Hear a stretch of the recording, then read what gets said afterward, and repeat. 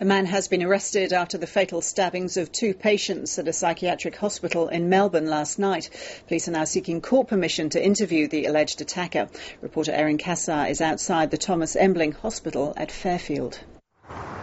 Well, Ros, two male residents at this psychiatric facility in Melbourne's inner north were fatally stabbed inside their rooms last night. They were aged 54 and 36. Now, police have been told that an altercation broke out between two men, and detectives allege that one of the men then armed himself with a large kitchen knife and turned on two of the residents here. Now, a 49-year-old man has been taken into custody. He has been assessed by police and deemed fit for interview. So he remains in custody. Now, naturally, these attacks caused significant distress among the other residents here and the staff as well. Here's some of what Detective Sergeant Wayne Cheeseman had to say about what happened.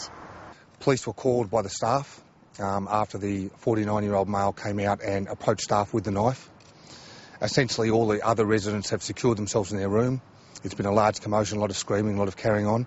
We still had the 49-year-old male inside with the knife. And we didn't know if there were other victims or where he was. They've gone in and found the second victim, and he was still alive at that stage. They dragged him out of the secure compound. They then went back inside and found the first deceased and found the offender sitting on his bed, still in possession of his knife, and it appears as though he was just sitting on the bed. He changed his clothes, he cleaned the knife, and he gave himself up without incident. So, Erin, is it known how this man managed to get hold of a weapon? No, that's something police are looking into at the moment. Homicide detectives remain on scene. They're searching the facility to see if any other matching weapons from a similar set of knives may be stored or used by the facility.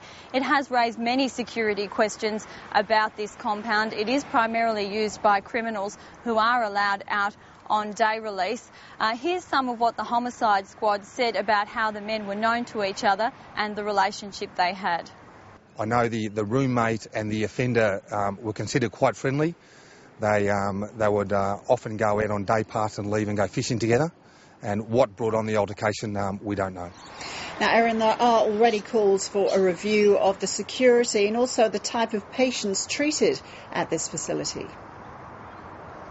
That's right, Ros. Both sides of the political divide were quick to move on this. The state opposition immediately called for an inquiry, and the Mental Health Minister, Lisa Neville, was quick to call for an investigation. She's made contact with Victoria's chief psychiatrist and urged her to carry out an independent investigation.